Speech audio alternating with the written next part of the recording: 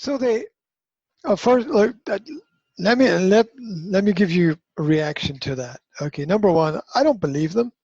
Now I'm a natural skeptic, so that's my that's my usual position to things. When people say things to me, I'm like, yeah, maybe, maybe. I trust but verify, right? You know, I trust what you say, but I also know that time will give me more information that will allow me to verify that. So, you know, it's like we did a study in Germany, and so many percentage. You know, statistics. We need statistics for our arguments. We need data to do things. But data is also very easily manipulated in certain circumstances. Yeah. So, you know, if 100% of the people you interview are from a specific group in a certain sector who have a specific preference, then obviously you're going to get a certain type of answer there. And surely it is less important what they think than what you think on the front lines.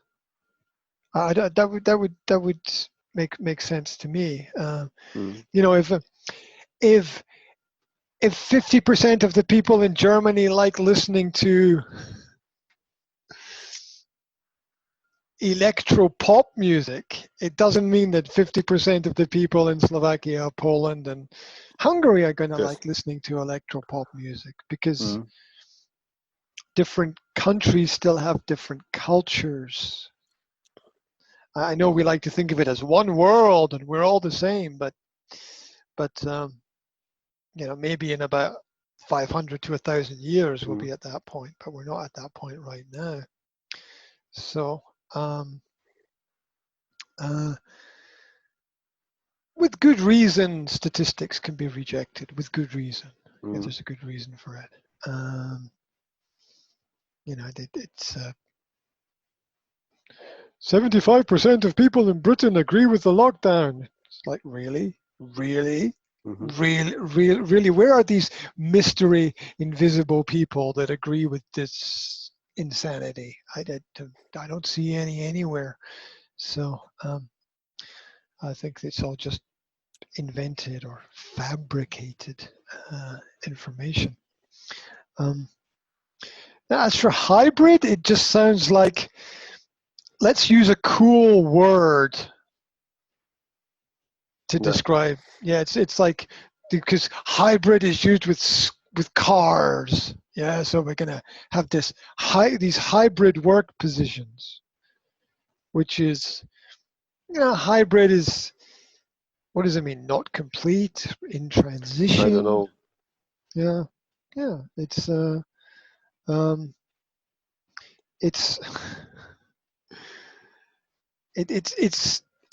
it's as if it's part of movement to a new economy, and the new economy is the economy of control.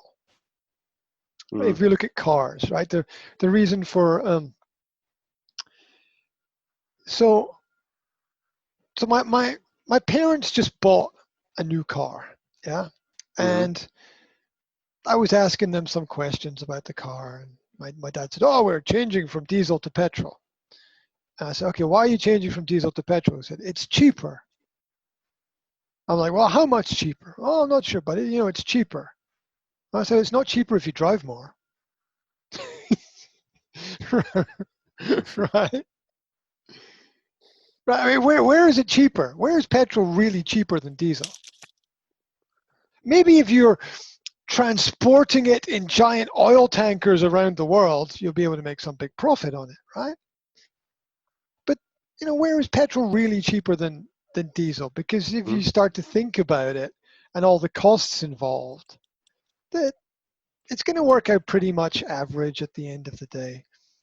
And where you save, you spend, right? You know, if you don't buy this, you buy that eventually. So I mean, it all gets used up. So there's this idea that we're transitioning to better things, like say electric cars. Electric car will be okay. Well, where does the energy? Well, why is the electric car better? Well, you don't have to put fuel in it. Okay, you don't put fuel in it, then all the people who work in that industry have lost their job. Good or bad, I don't know, but they've lost their job, obviously. Well, what else is good? Well, it's good. Well, you know, you can charge it up here, you can charge it up there. And, okay, but where does that energy come from for that charger to charge? Where does that energy come from to create your battery? Where does that energy, and when you calculate it up at the end of the day, crazy stuff, but the truth, if you walk 100 meters or run 100 meters, you use the same amount of energy. You use the same amount, yeah. If you walk 100 meters or you run 100 meters, you use the same amount of energy. The only difference is the speed. The only difference is the speed. Now, using certain muscles in certain different ways can sort of build up strength, but the principle is there, right? The principle is there. If you walk 5 miles or you jog 5 miles, you use up the same amount of energy in your body. It's just time that's different. It's just time that's different. So if you think about whether you got a petrol car or a diesel car or an electric powered car, at the end of the day, the amount of energy used to get from place A to place Z is basically the same whatever you do. There's just the seen use of energy and the unseen use of energy. You know, you see people working to put petrol in a car. It looks like it's, you know, it looks like it's more complex. You don't see them creating the electric. You think it looks simpler. It's just the difference between the seen economy and the unseen economy. But basically, what's happened to create that energy is basically about the same. So this idea of hybrid in terms of cars, it's not actually moving the world towards a greener economy, because the amount of energy required to produce a product is basically the same at the end of the day, and there's waste to produce. And you've got to consider what is done with the waste and what happens with the waste. So basically a hybrid is just the transformation of using one type of energy to another. Maybe you can argue better or worse, it depends on a person's perspective. Like nuclear power is great because it's clean energy. Right. It's great until your nuclear power station explodes and kills everybody. So, which is not going to happen if you use coal or oil or water or wind, which is not really very profitable or practical, but you know, it's there as a future possibility.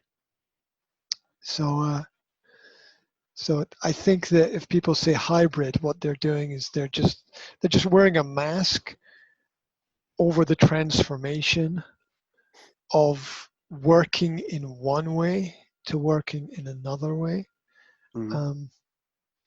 So doesn't seem to me to be very practical.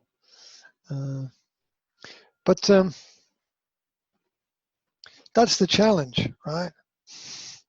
Yes. Big challenge.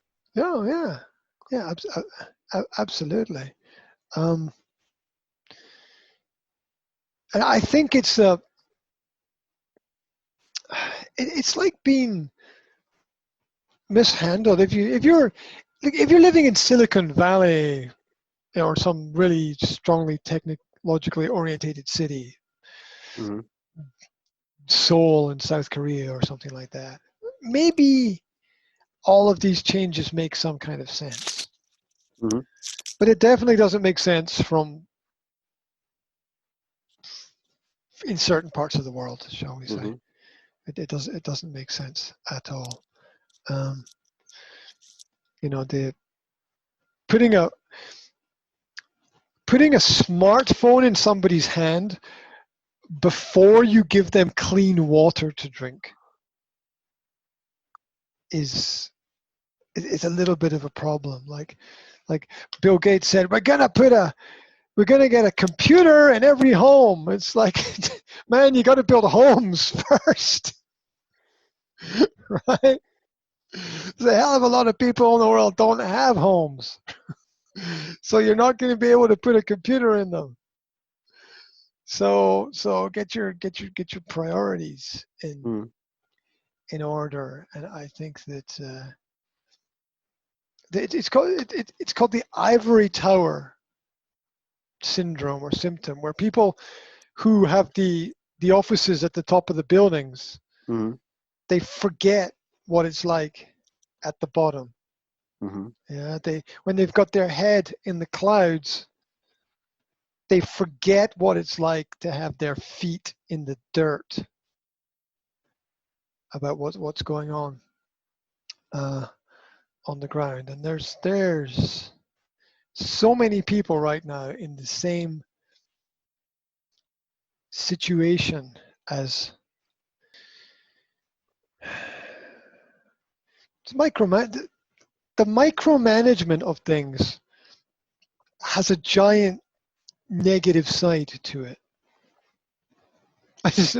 Where's my microphone? Drop the microphone. Boom! Thank you very much. Good night. Right. Really, it does.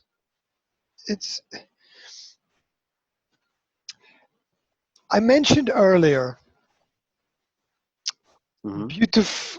the beautiful accident, right? There's a word for it in English, serendipity.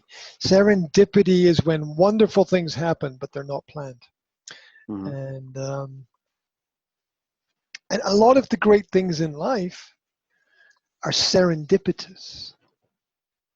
They're not part of a plan, because when you try to micromanage everything, look, micromanagement is fantastic when you've got the product in the factory and you want everything in the product to be aligned and you want it to be assembled correctly. That's fine.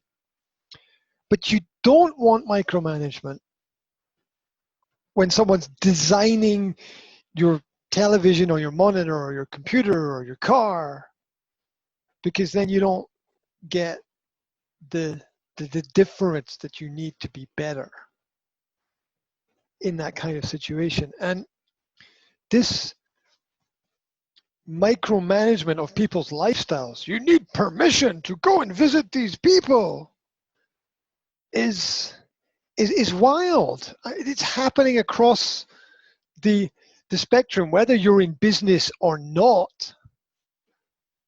A lot of government decisions right now are to micromanage where you can go, how far you can go, how close you should be to people, who you can have in your flat, who you can go and visit, which restaurants you can go into or not go into, which eventually it will become which website you can visit, and you can see that's gonna happen, and there's gonna be a big